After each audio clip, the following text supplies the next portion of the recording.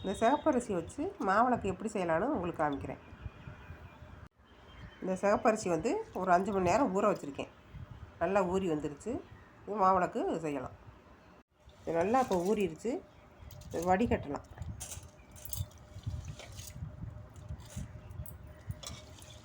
தண்ணியை நல்லா வடித்தாச்சு, வடிஞ்சிருச்சு. இப்போ கொஞ்சம் நேரம் நிழலில் காய வச்சுக்கலாம்.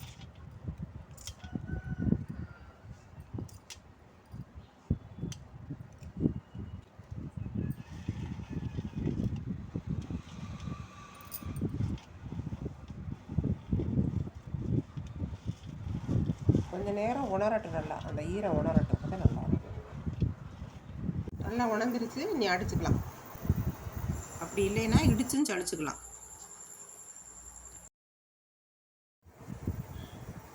இப்போ மிக்சியில் அரைச்சதை நல்லா சளிச்சு எடுத்துக்கலாம்.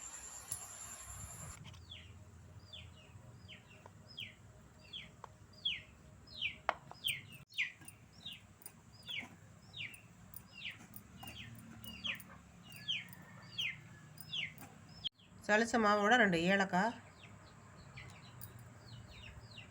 வெல்லத்தையும் போட்டு அடிச்சுக்கலாம்.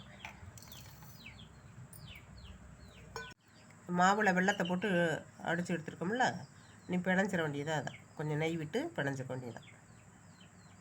மாவிளக்கு மாவு தயாராகிருச்சு. இப்போ நெய் விட்டு இதில் பிணைஞ்சிக்கலாம்.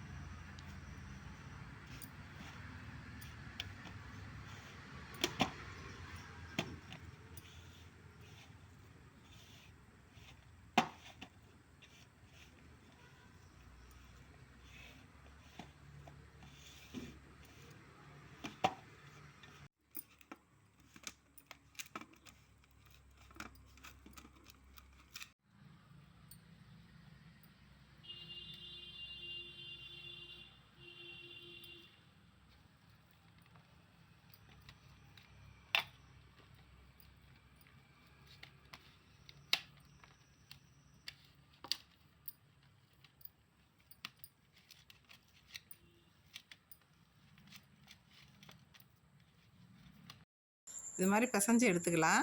நீ விளக்கு வைக்கலாம்.